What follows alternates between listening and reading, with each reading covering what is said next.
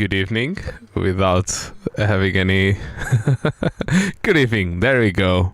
So, welcome to the Bump Draft and Pray podcast. And in today's episode, it's going to be the one with most editing, it seems. So, yeah, I'm your host, Pedro Barbosa, and with me I have my good friend, Earl Goddard. Hello, Earl. All right, how are you? Sick? Yeah, No.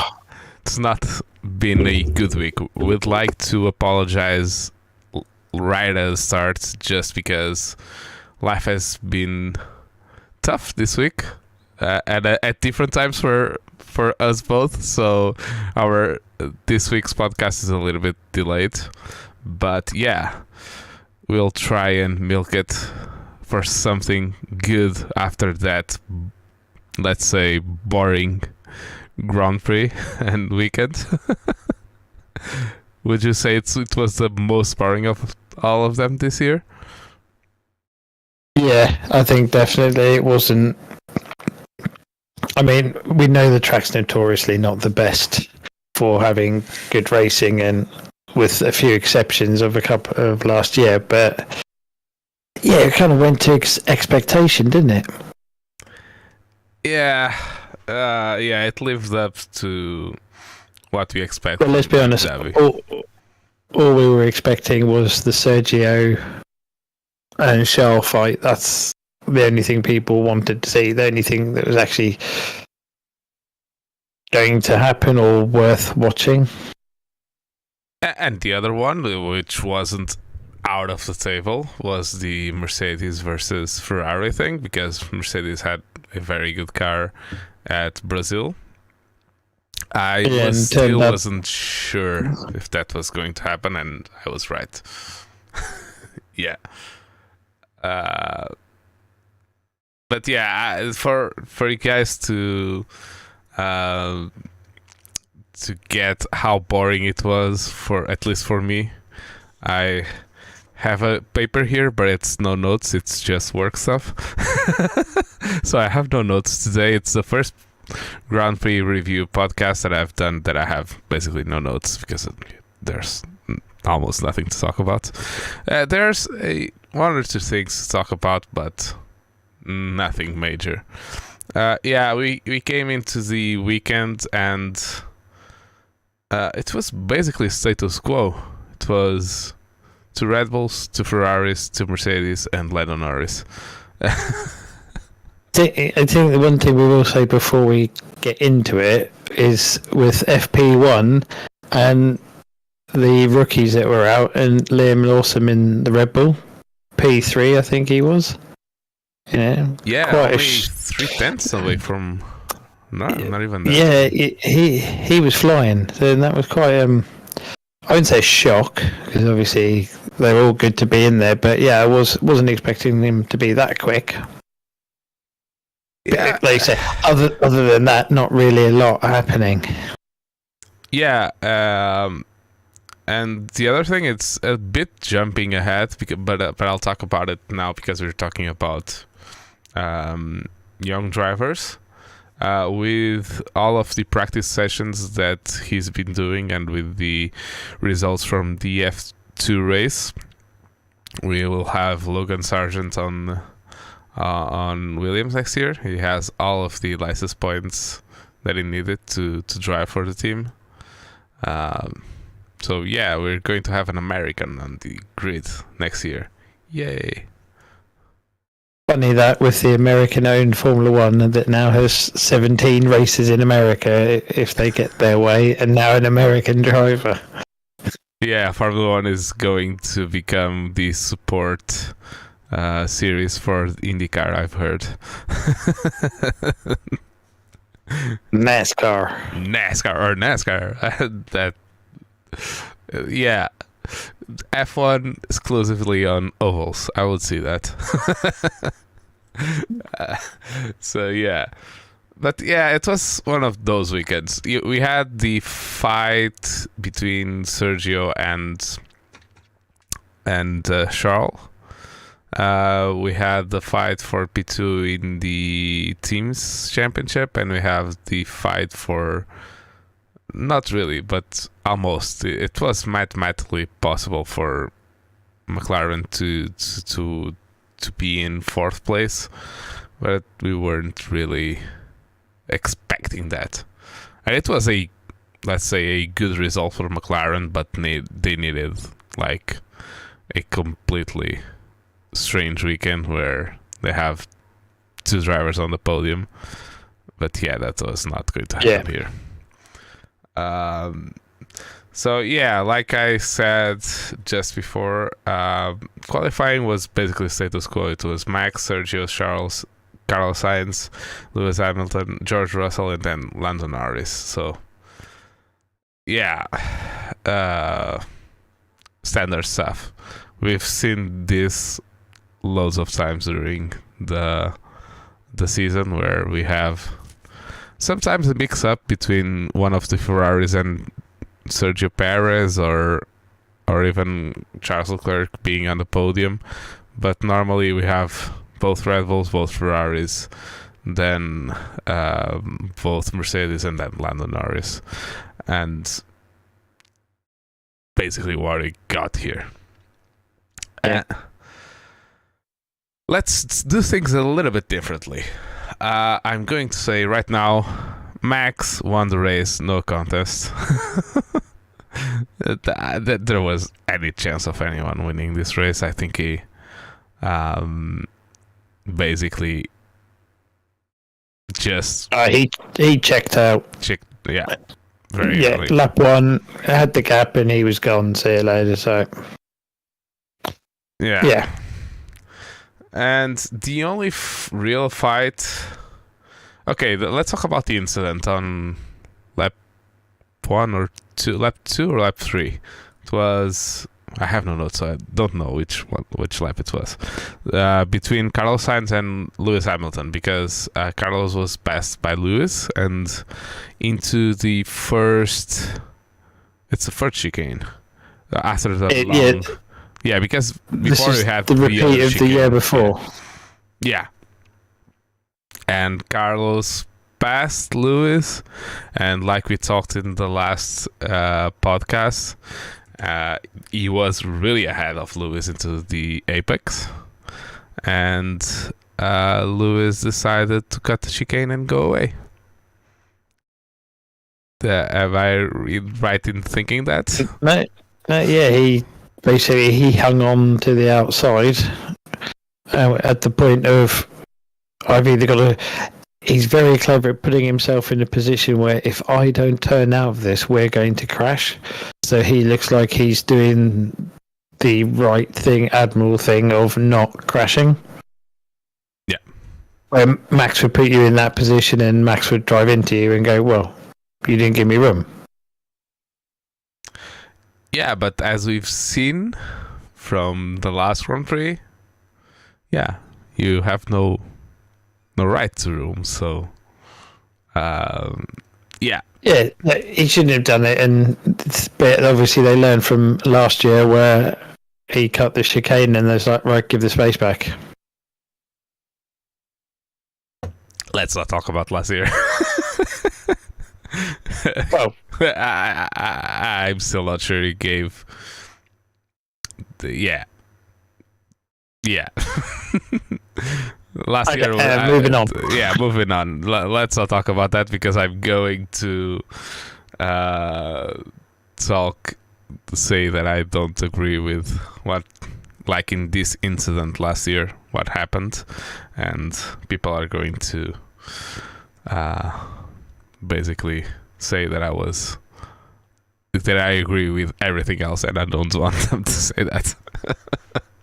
But yeah, Carlos even referenced last year. It was the same thing as last year, and kind of saying that he agrees that Hamilton should have given the place back last year, but this time he was ordered to give the place back.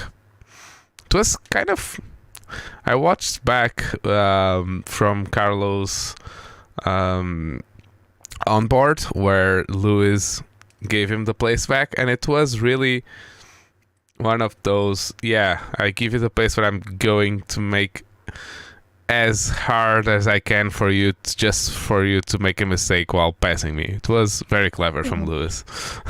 Yeah. But Carlos is a good driver and didn't fall for it, and basically drove off from that point.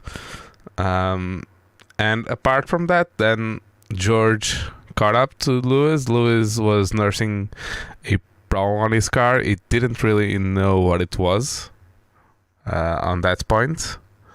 But then George caught up to Lewis after passing Lando, because he lost a place to Lando on the start. And then George passed Lewis, basically.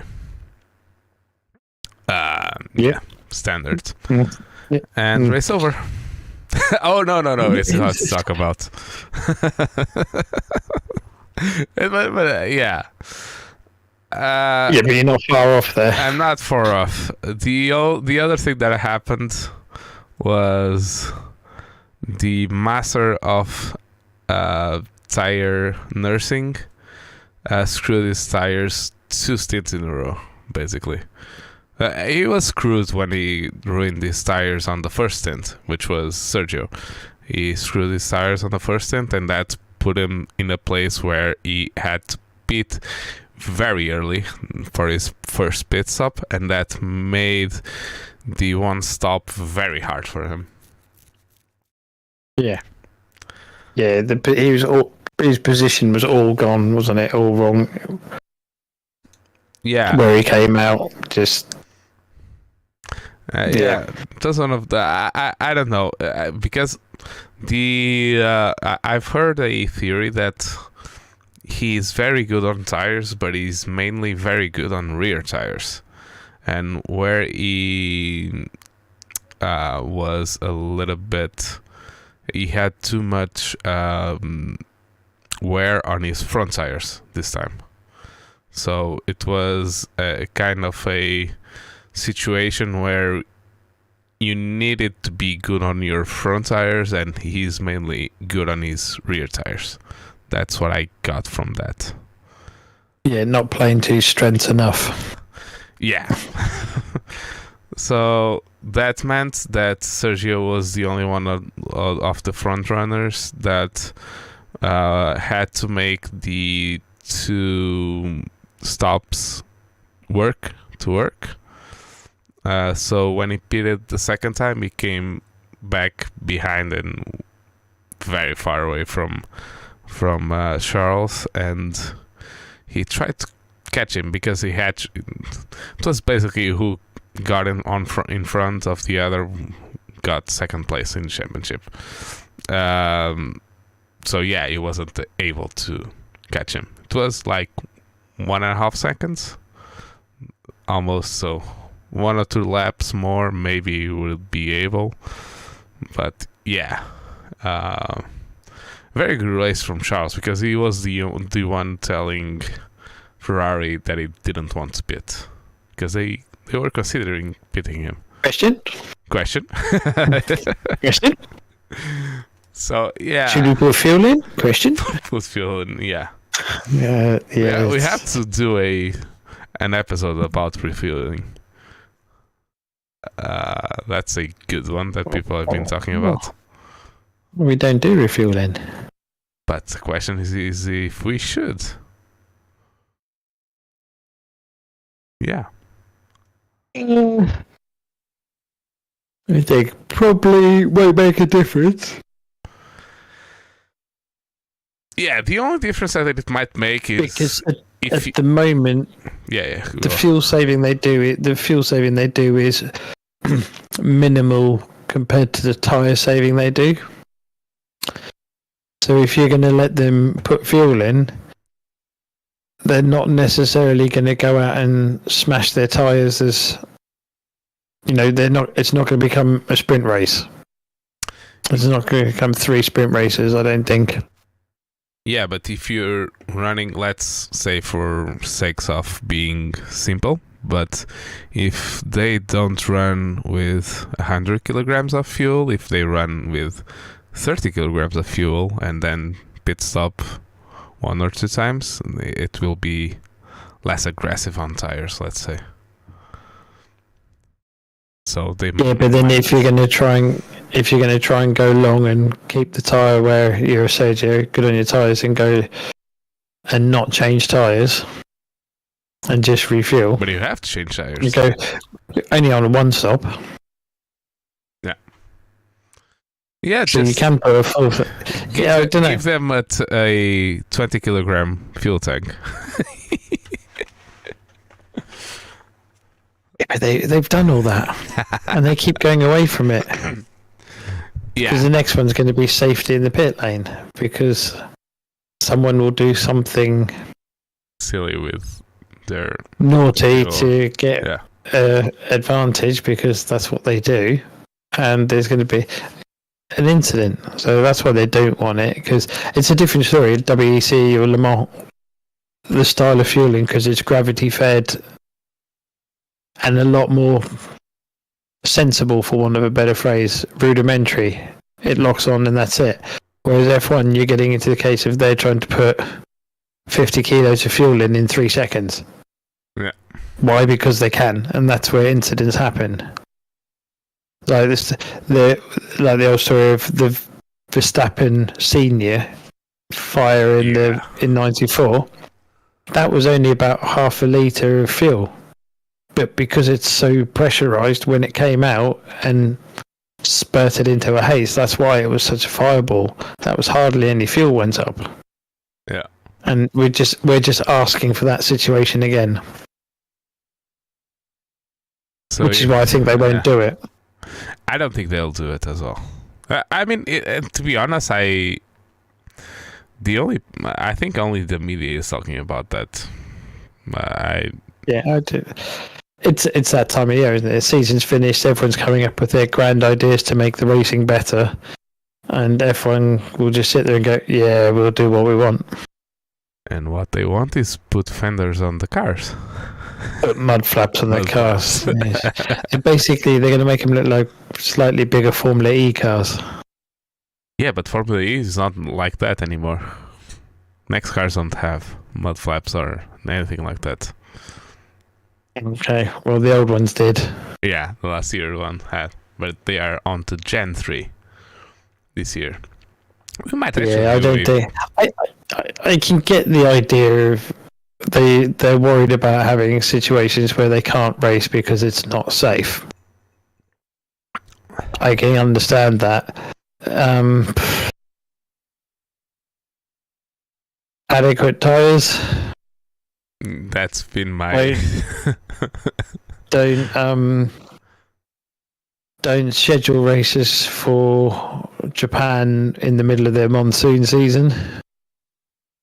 You know, there is stuff to be said for, you go to places when it's in their wet season, you're going to have a fucking wet race. It's simple.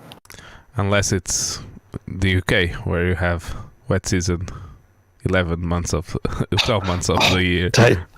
Don't start. The rain this last couple of weeks has been brutal. Tell me about it. It's like with frogs here, just living in the water. It's the same here. I live in the British part of Portugal. I don't actually know. We have a name for my city, which is I don't know. It's like water bowl. What did you call those bowls where old people used to have, like behind, like they had it beside their beds to piss in the middle of the night? I don't know what to call that in English. It's called penico here. Bedpan. Yeah. Bedpan. Braga is the bedpan of Portugal. That's what they call it, because it's always raining. Are you in Braga? Yeah. So, yeah. Anyway, F1. F1, let's go. F1 again. So, yeah. Sergio wasn't able to pass, and Charles came in second race and ended up second in the championship. For those of you that are hating on Max, you have every right on hating for what he did in Brazil, but it made no difference. None at all. Zero. If he gave the place back, Charles would still have came in second in the championship. So yeah, the only other thing that happened was Lewis retired with I think it was his first mechanical failure of the season. Yeah, it was the first Mercedes failure of the season, which is pretty impressive. And worrying, because it means that they didn't push the engine part far enough, probably. I'm sure they were pushing it, but they would have had thresholds to stick to and limits, and end of the day, you got to finish the race. There's no point having a fast car if you don't finish. Or you end up doing what Ferrari had to do and turn them down to take the turbo off it just to make sure it finishes. And yeah, or your Alpine and have 20 DNFs in the season. Yeah, exactly. I think for all you can say, they might not have been running the engine to its ultimate pace. They were running it at 95, but they finished. Well, I think George finished every race, and yeah, well, Lewis was the only Mercedes, which is. Yeah, George finished every race until the British Grand Prix when he crashed. Yeah, he didn't because he was involved in it, but then he stopped, didn't he, to go and help? Yeah. He had a flat tire, didn't he? Yeah. Yeah, and then he needed to know because the car stalled and he didn't know the procedure to start it again with the electric motor. And he went to the pits and told the stewards to not touch the car. We were under the red flag. And when he came back, the car was on a lorry, ready to go to the pit lane. So, yeah, that's good boy. Yeah, it was a little bit of a f up. Let's be honest. You don't leave your car. If you think you're going to start it again, you don't leave your car and go to the. I mean, I applaud what he did when he went to check on it was Joe. Ow. Yeah, it was Joe because it was a scary accident, actually, a very scary one. But yeah, then going to the pit lane asking his engineer was not the most intelligent thing that he did all season. No. So yeah.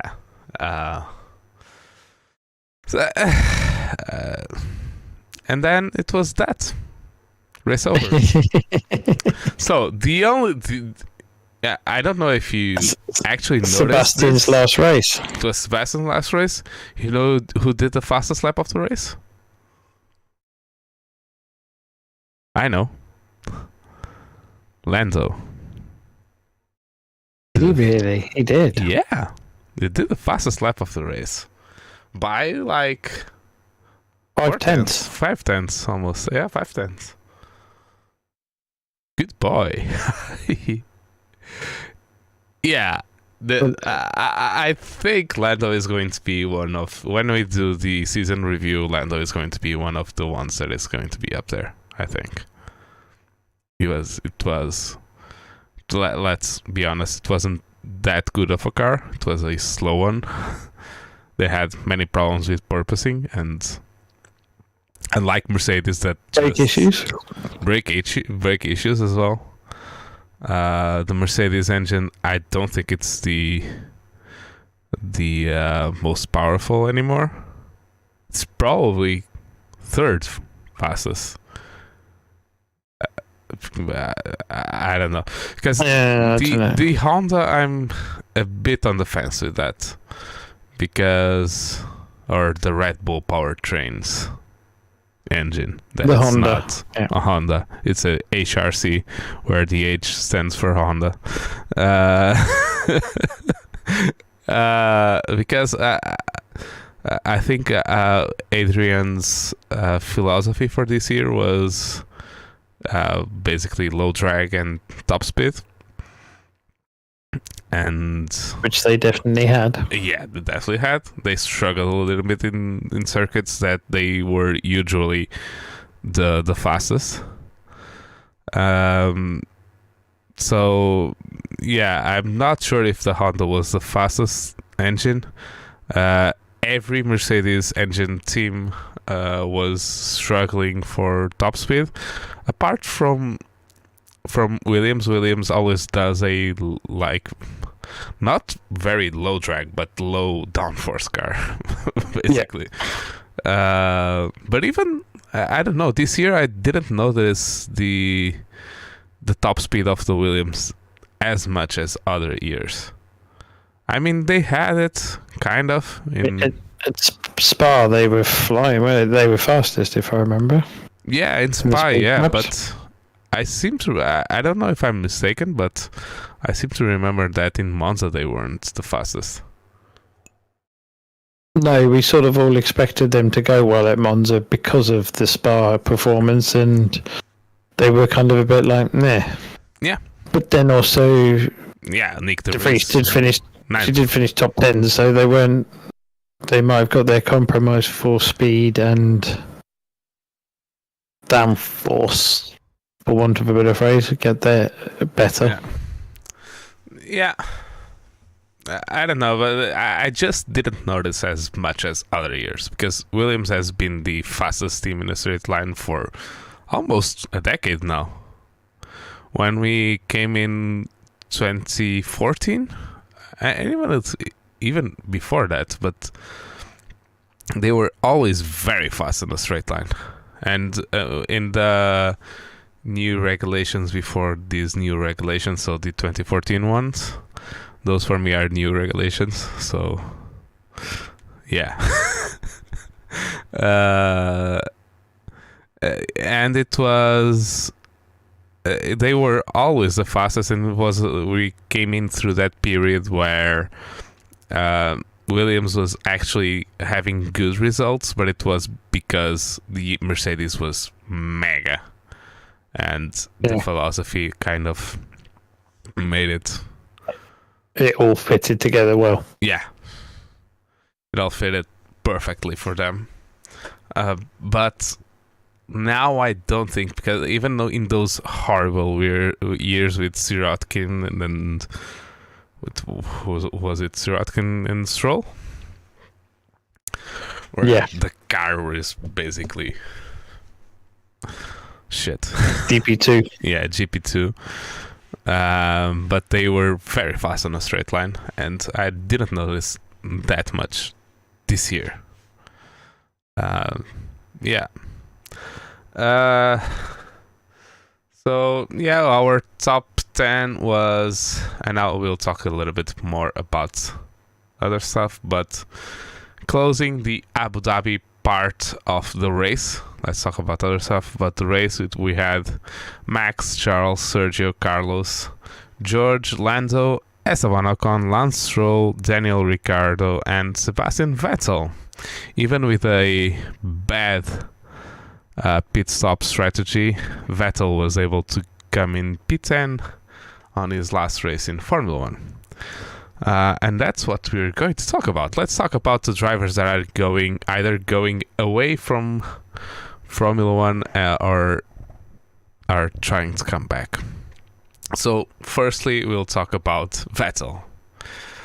Yeah, it was a very nice last race, or last couple of races. Last couple.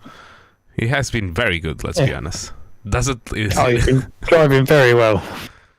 Like since Singapore, he has been mega in all races.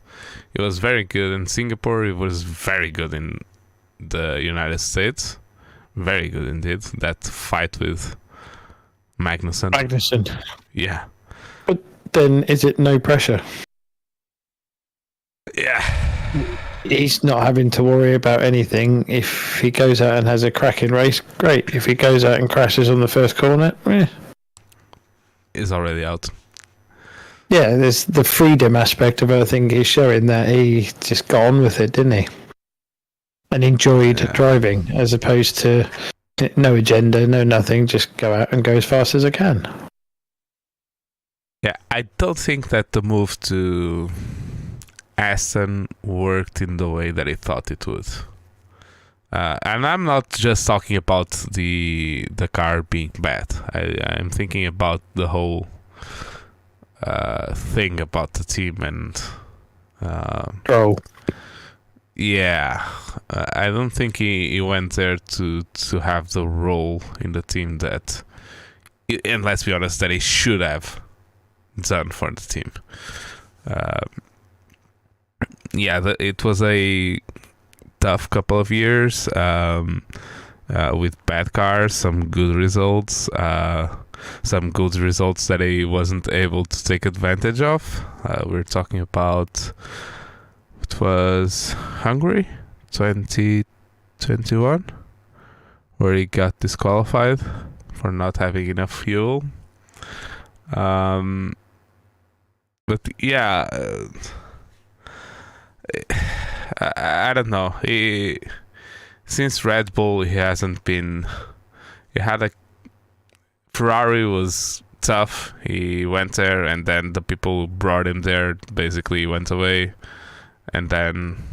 But he also had some good results in a really bad car at Ferrari. You know, he dragged some results out of it. I think that's the problem. If he had gone there when Ferrari were at top, he would have had another drivers' championship for sure. But he was getting race wins where he shouldn't have in a car that was not capable. Yeah, and that's always been the thing, that it's kind of not really, but kind of screwed with me, because everyone seems to always say that Alonso wasn't able to win any championships in Ferrari because the car was very bad. But then I don't think that the car was as bad as when Vettel was there, and the competition was much harder when Vettel was there. I think Mercedes was way better in those years than Red Bull was. And yeah, he had the Mercs at full power. They were, when they were unstoppable. Yeah. And dragged some, like I said, some very good results out of those cars. And came a kind of, it didn't take it to the last run like Alonso did, but 2017, where he crashed in Germany, and it was kind of looking like a good season, and he might actually go on and do something. And that crash spiraled it all out, didn't it? That season, it was, until then, it was pre-Hockenheim and post-Hockenheim, basically. He was leading the championship, leading his home race with Ferrari and all of that, and then he crashed. It was a silly mistake, basically, and wasn't able to get back from that. I think we lost Sebastian the rest of the season, to be honest. Oh yeah, he lost his head, didn't he? Lost his head, and that was him done. Yeah, and he actually cried on that one, and the whole bring back V10s saga, or V12s, or what it said on that time, when the engine just blew up, forgetting that in the V10 era the engines went kaboom very like almost every race in some cases. Yeah, they were talking about engines at stress levels. The V10s were scary. Yeah, it was basically awesome sounds, awesome racing, but yeah, they were 20,000 plus RPM. They were. Didn't we get like 16,000 RPM at the point? At some point, I seem to remember that. Like in the start of, like in the V10 era, I think then it came down to 12,000 when we went to the V8 era, I think. So yeah, it was basically. Yeah, but they were, when you rev something that hard, it's only a matter of time. Yeah, good times. Okay, so Sebastian is one of them. It was very nice celebrations and all that stuff. Then we have Daniel, that he's leaving. Being confirmed. And confirmed in Red Bull as a third driver. Although, by the way that he's smiling and the whole thing, do you really think that he signed a third driver contract? Yeah, well, what else would he have signed? Sergio's there, I would say. Is he? Well, I think he's hoping. Well, he's got a contract for next year. I know that doesn't 2 years, mean a lot. I think it's until the end of 2024, I think. Which we know doesn't mean anything at Red Bull. If they decide you're going to go, you're going to go. Is he getting a bit too close to Max? And are Red Bull going to protect their golden child and Sergio's not playing ball? Move him out? I don't know. I don't know what Daniel's thinking. I would be amazed if he's going to be a test driver there, simulator driver, reserve driver for 2 years, and then get a drive in 2024. Never going to happen. Not when you've got the likes of the. If he's 2025, so. Set it 25. Yeah. I can't. Especially when you got the likes of Lawson, who's P3 3/10 off Sergio Max in his first go in an F1 car. When they've got kids like that available, they're going to give them a try. Yeah, I don't see this making much sense unless they've given him some sort of assurance that he's going to drive that car. Because I've seen, from what I've heard, he's not really a simulator driver, so some kid is going to really do that. He's going to be at like 8 races or something like that, and he's going to be the third driver. I don't know. It doesn't make much sense unless he has assurance that something is going to happen. Either he has a drive for 2024 and is only going to be third driver 1 year, or they will just fire Sergio right away and just let him have Christmas, and then Daniel is going to take that car.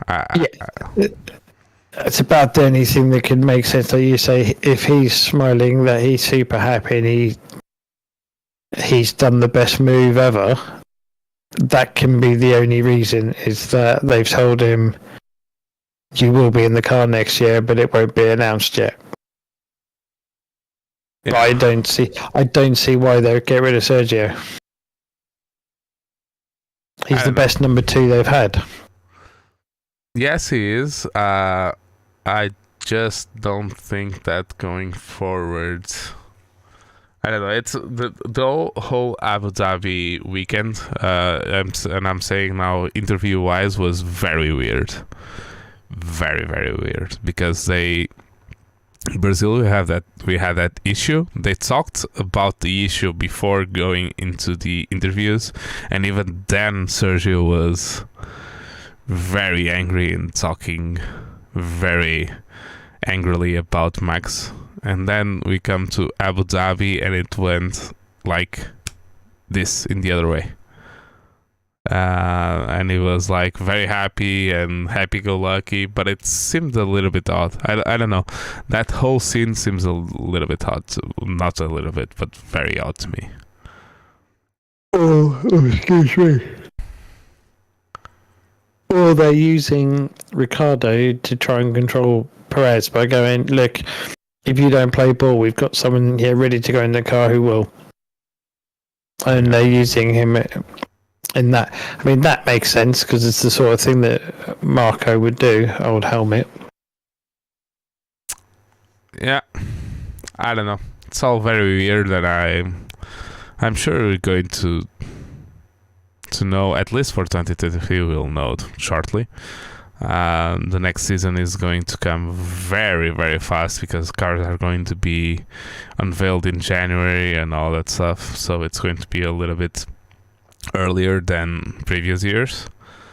And we'll actually see how that dynamic is going to work. But let's be honest, Daniel is not he's not third driver on the sidelines to be used as bargaining. No, he should be racing. So, yeah, he should be racing or doing other things and not be just outside the door with the door a little bit open with his face going, I'm here. No, he shouldn't. He is not that caliber of a driver. He's much better than that. No, and I mean, we won't go to where we think he should be because I said no. We've been through that already, but yeah, I don't.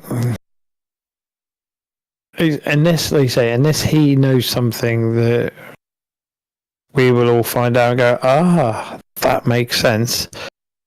I don't get it because I know he wants to be in a top car. He doesn't want to drive a Williams, example, and he's desperate to stay in Formula One because he feels he can still win. But being the third driver isn't. You're not going to win races sat watching Max race. Yeah. Because let's be honest, apart from De Vries this year and Hulkenberg, how often do the third drivers get used? Almost never. Okay.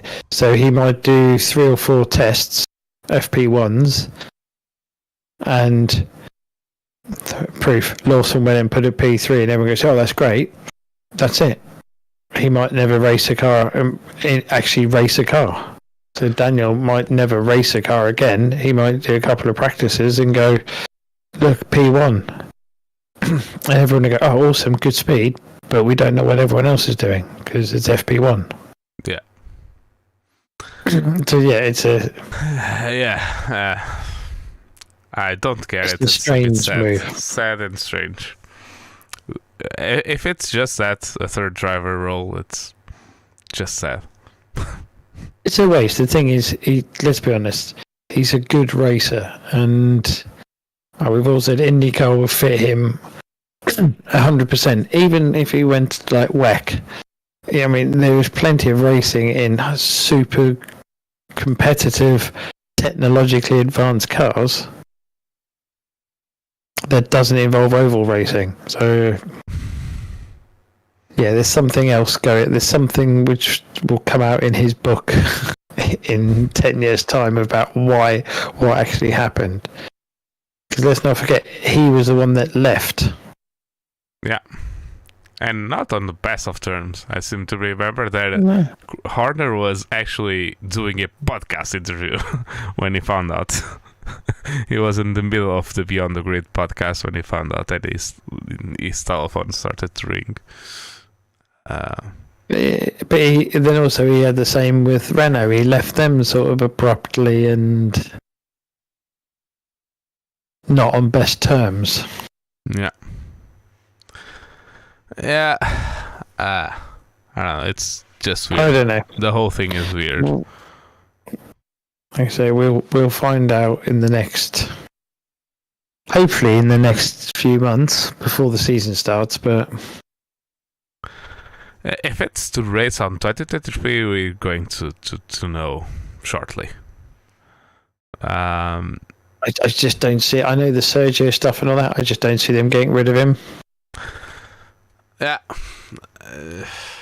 I mean, has Daniel signed a number 2 contract where he will 100% move over for Max every time? I don't see that as well. Exactly. But I actually, if it's to go as this year, and with all of the things that happened this year, and if next year is closer, and Red Bull really needs Sergio. I don't know if they are afraid that it's not going to go how they want it to go. And I'm not saying that Daniel is going to, if they put Daniel there, he's going to move over for Verstappen. But I think at least they know what they can count with Daniel. He's not going to do anything silly. And yeah, he's one of those drivers that can be closer to Max to allow them to win the championship, the Constructors' Championship, easier, I think. Because I rate Daniel much better than I rate Sergio. So do I, but I'm going to play devil's advocate now and say just because he had a bad couple of seasons in McLaren, the general consensus is that him and the McLaren philosophy don't get on, and how you have to manipulate the car while driving to get a balance he wasn't able to do. There is the other side of it. Maybe he's not as fast as he was before. I don't really... Maybe he has dropped off. I'm just saying, devil's advocate, he goes to Red Bull, and what if he's not as fast as he was?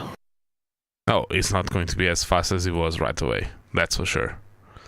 After driving the Renault, that was very different from the Red Bull. And then but he was fast in did it. Yeah. That's the difference. He was fast in the Renault.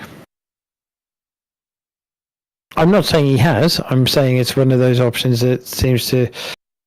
Everyone likes the guy so much that no one wants to admit that he might have... Lost some performance somewhere. Yeah. And, I've heard some theories that these new cars don't agree with his driving style as well.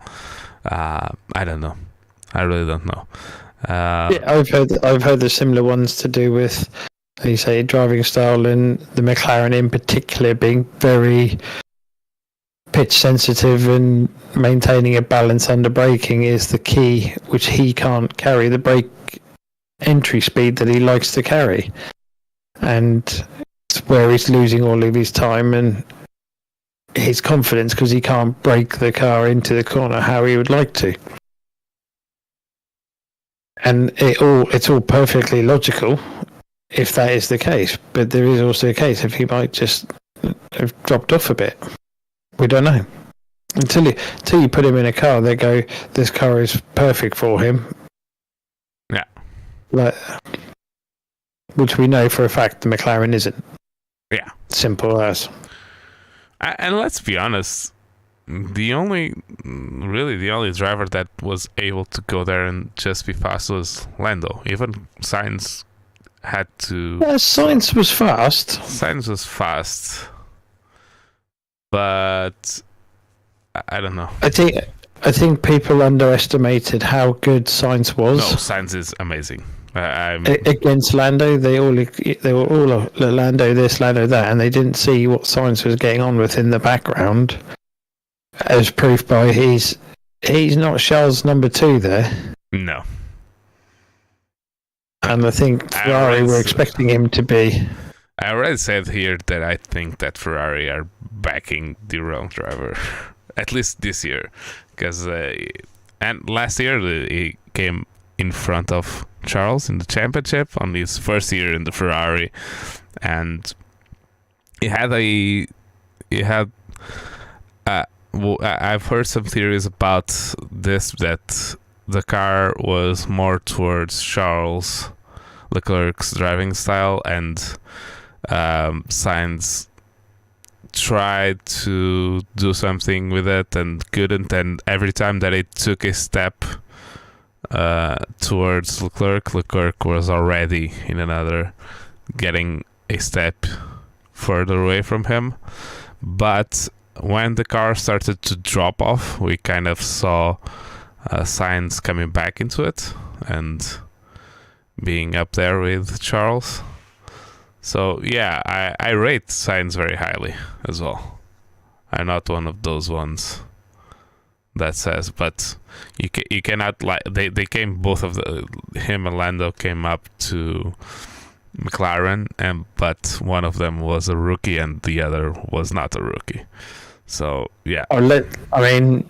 Let's not forget, and this isn't because it's a very Lando biased podcast, but he has been exceptional. Yeah.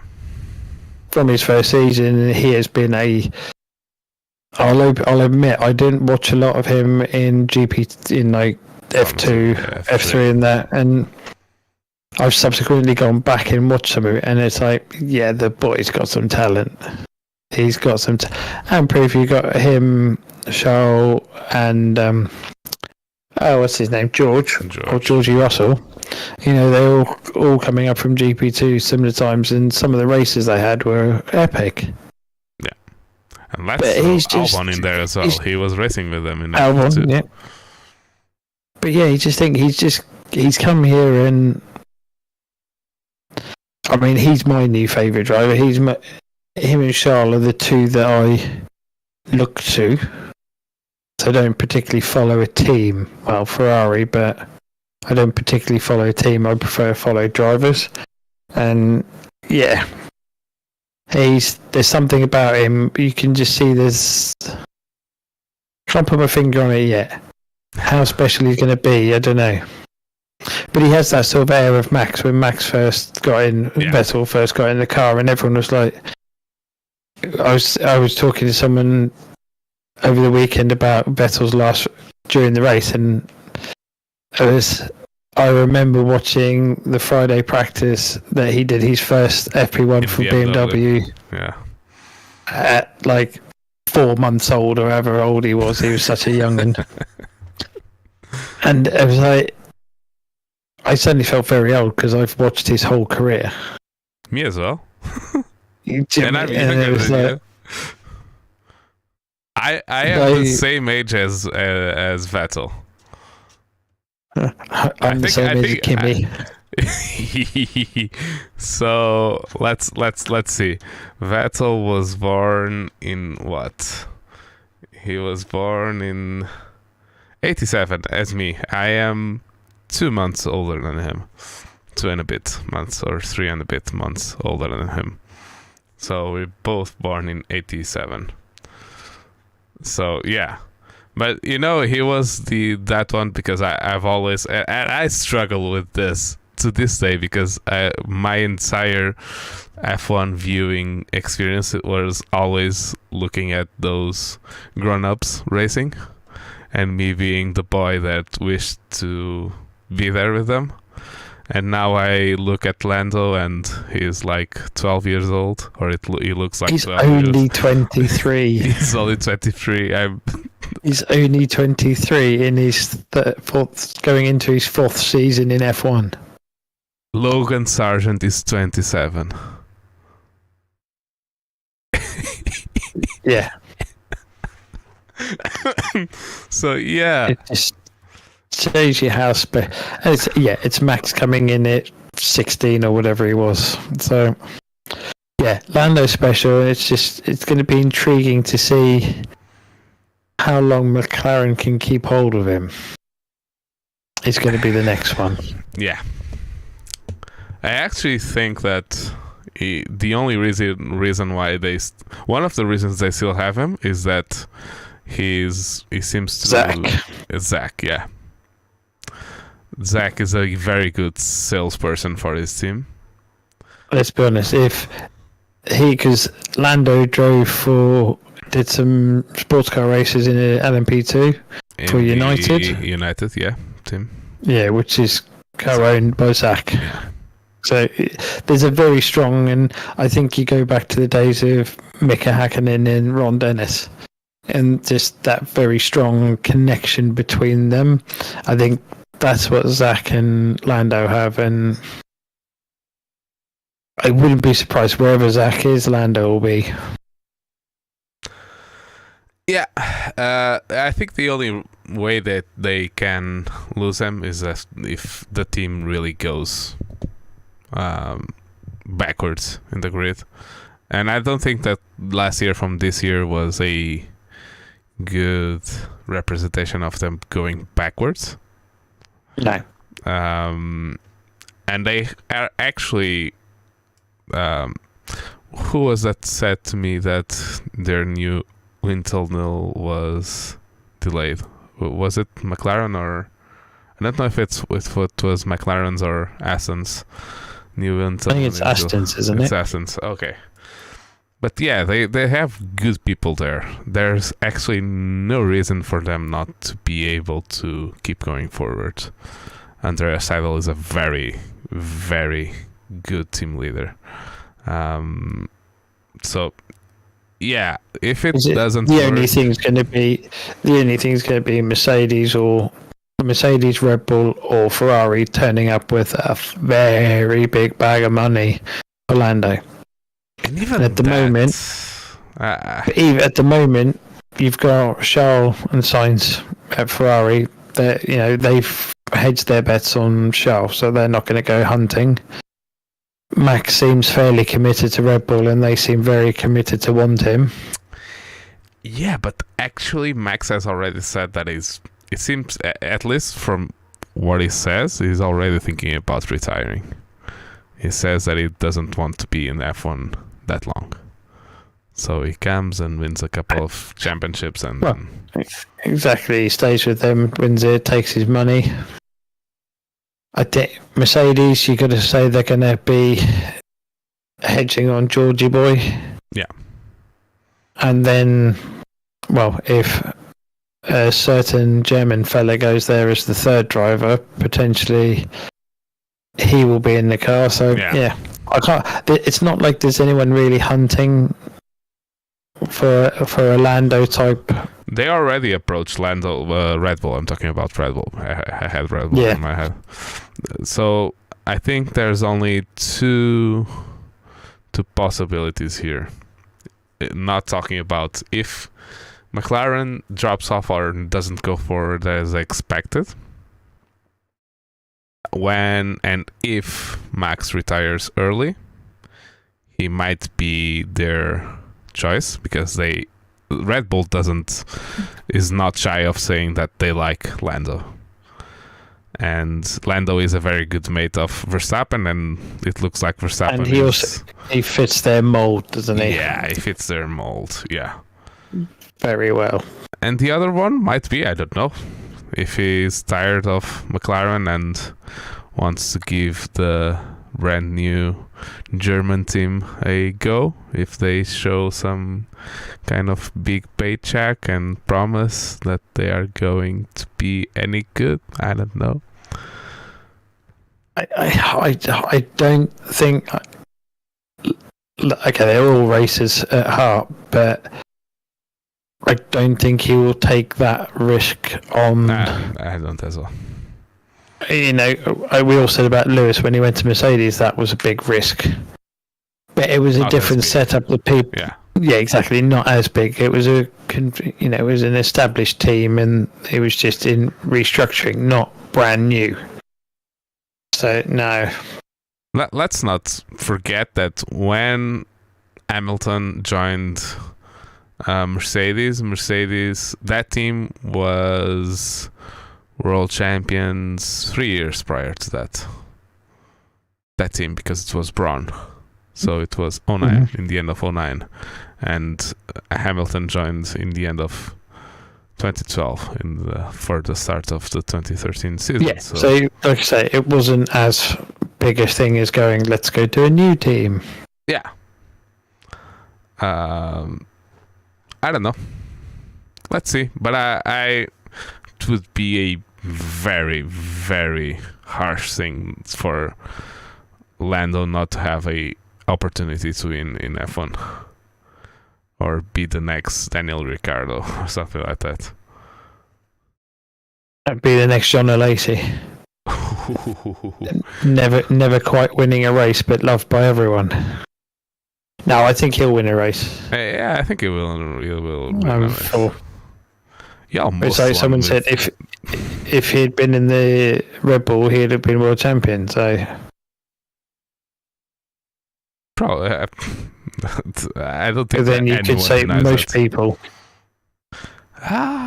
Sergio is not world champion. Yeah, because the other Red Bull was turned up a bit more. Yeah, but he wasn't even in front of both Ferraris. I know. So yeah, yeah, everyone rates him very highly, as I do and as you do. We all seem on the podcast. It was not the thing that got us together. It was not Lando, but we all seem to be very Lando's centered. We have another friend of the podcast that already did 2 episodes when the whole Japan thing happened. That Ivo is a track marshal, and he marshaled a Ginetta championship race, and Lando raced there, and he didn't really know Lando. No one knew. He was like 13 years old or something like that, already driving a Ginetta. And when he saw him go round and pass him, and he passed his station, he was like, "What the fuck is that? That guy is..." And then he discovered it was Lando. So yeah, I even like him for that.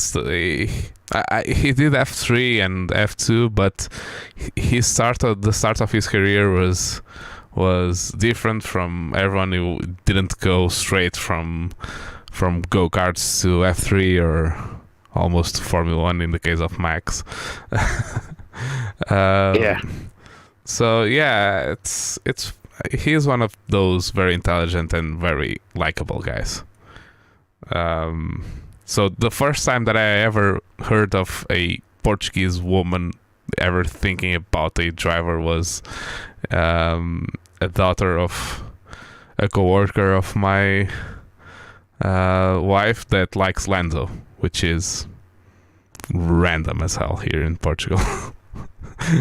Yeah. So yeah, I think he's the perfect mix of a kid and a streamer, with being a very good Formula 1 driver and fitting even the old molds of Formula 1, I think. So yeah, let's stop the Lando podcast and let's continue. The other one was the German, the other German that it's going away, which is Mick Schumacher. Did you see the thing that he was doing donuts after the race, and and Haas told him off for doing that? Oh no, I didn't see that. He did donuts, and Haas told him to stop, and gave him a hard time for doing that. I don't know. What they're going to do? Sack him? Yeah.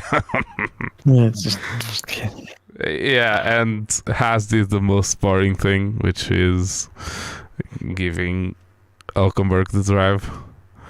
I almost fell asleep when I heard that. It's another one that don't get what they're doing there. Unless it's just, there it is, money. Yeah, that's the only thing that I can see. It can be the only reason. There's plenty more exciting drivers, I think. Plenty more exciting drivers, interesting drivers who could be out there.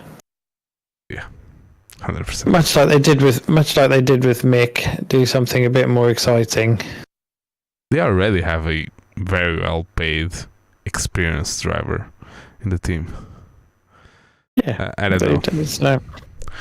If they brought Hülkenberg like they say that they brought him because of the experience, why bring 2 drivers to do the same role, same thing? I don't get it. I think you need some hungry young guy there to try and push the team. From one of the other teams who's going to pay to put him in there, and you get your money, you get a young driver. Yeah. Boom. Yeah. That's it. It's another one that makes no sense, but I'm sure it will be proven wrong. I don't believe I'm going to say this, but I even would rather see Giovinazzi there than Hülkenberg. And I'm not a Giovinazzi fan. Far from it. Yeah. Okay, he's good, but put Schwartzman there, for God's sake, man. Ferrari will pay salary. But they're no longer Ferrari affiliated, though, are they? Oh no, they don't. The headquarters are not in Ferrari's building or nothing. So they've not got that anymore. No, nor they have Ferrari engineers working with them, or former Ferrari engineers. So. I know they have a different entrance, but it's the same building. Yeah. I don't know. It's weird. The whole thing is weird and doesn't make much sense. I kind of like Haas, and I still do, to be honest. But and I like their operation and how they are doing it. It's interesting. How they work with the Lara, how they buy stuff from Ferrari. I think it's a very well thought out plan for the team. A very nice way to come into the sport. They are only here since 2016. But this decision of sacking Schumacher and bringing out Hülkenberg, it's just I want new faces. I don't want to see the same guy that. Again, it'll be another one where we'll find out in a few months' time what the true story is behind it. And if it is just a simple one of he came with a big check, that's just boring. I'm going to say boring's about the only thing we can say about it. Yeah. The story, we have some more details about the story about Daniel Ricciardo and the possibility of him going to Haas. They actually spoke in passing, and Gunther Steiner told Ricciardo that they were interested in him, and then apparently Gunther sent him a WhatsApp message and Daniel never replied. So yeah, that's another reason that I think Red Bull, there's something there. Let's not go into it again, but I think there's something there. Okay, we shall see. We shall see. But if there's not something there, if he is not going to be driving a Red Bull for at least 2024, I'll be banging my head against something, because I don't really get why he went there. He's not getting paid because he's getting paid by McLaren this year, so I don't really get it. Another reason why they might just sack Sergio and put Ricciardo there, because great driver. They great driver, and although you have to pay Sergio basically to go away, they don't have to pay 1 year of Daniel. Yeah, I don't think they're hard up for cash, though, are they? Yeah, no. Of course they're not. That's the sort of thing. That's the sort of thing you can expect Haas to do. Yeah, but he doesn't want to go to Haas.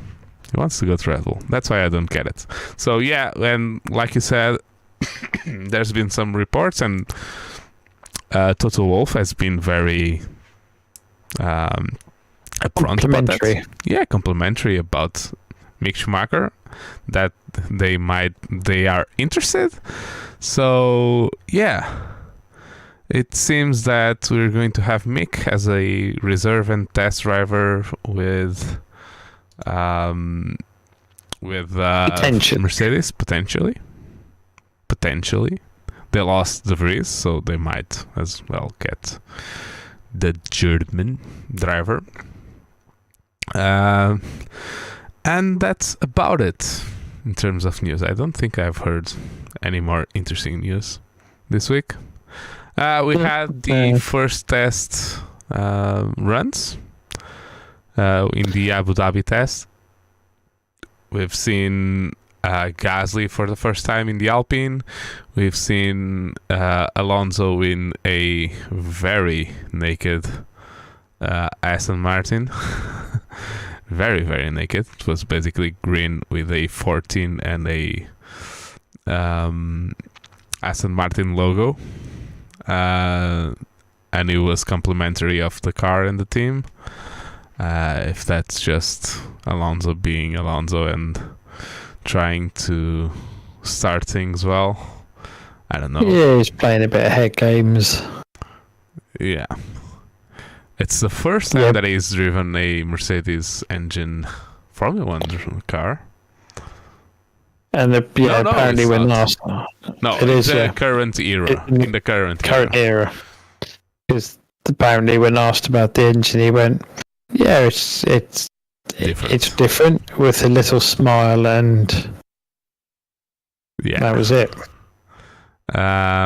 I think he was very complimentary about how the team is structured and about little things. That's the main thing. He wasn't that complimentary about the car per se, because let's face it, it's not.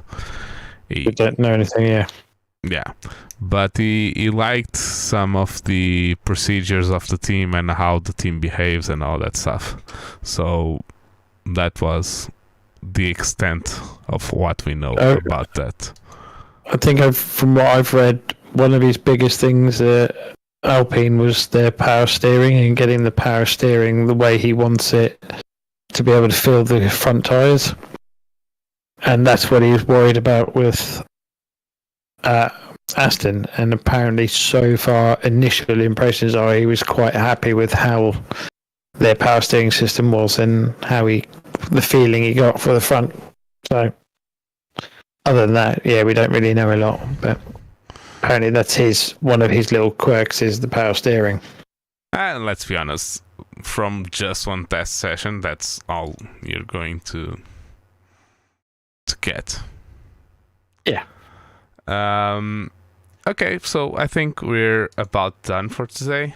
We're going to come back next week. We still don't know if we're going to do the WEC, the last round, or if we're going to do a 2022 roundup. We'll still see what we're going to do, what we feel like doing.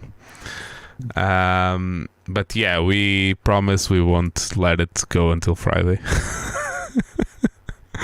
to do it. Things got, like you say, life got in the way, didn't it? Yeah, very big time. So yeah, thank you guys for listening. Oh, sim racing, forgot. This week is going to be the last round of both the Nerve EC Championship. That it's tomorrow. That one tomorrow night. The qualifying starts at 8:40 p.m. If I'm not mistaken. Go to Racing Nerve, Twitch and YouTube to watch the race live with commentary by Rui Palmas, our friend from the Portuguese side of the podcast. And Sunday we're going to have the last round of the TWR Sprint series. You can actually still race if you want. It's a fun championship just to have some fun and for us to learn the procedures about organizing a championship in iRacing. We're probably going to stream both on YouTube and Twitch. Normally we do our point of views, me and Earl. And if you can, we have in the show notes a Discord link. Go there because we might do some fun stuff for Christmas in iRacing as well. We're thinking about doing something, and we're probably going to announce in more detail next year's events and plans next week or in the next couple of weeks. Like we said, life has been getting in the way, and we still have time for that, but we've been a little bit delayed because of life stuff. So yeah, if you want to complain to my life. Not my wife. Yeah. My life. Yeah, get that right. yeah. So yeah, thank you for listening. Follow the podcast at Bump Draft Prey in any social media platform. bdappodcast@gmail.com is our email if you want to send us anything, questions or anything. You can find me at Pedro Barbosa SR on Twitter. You can find Earl at Earl Goddard with 2 Ds on Twitter as well. So thank you guys for listening, and we'll talk to you next week. Cheers, guys.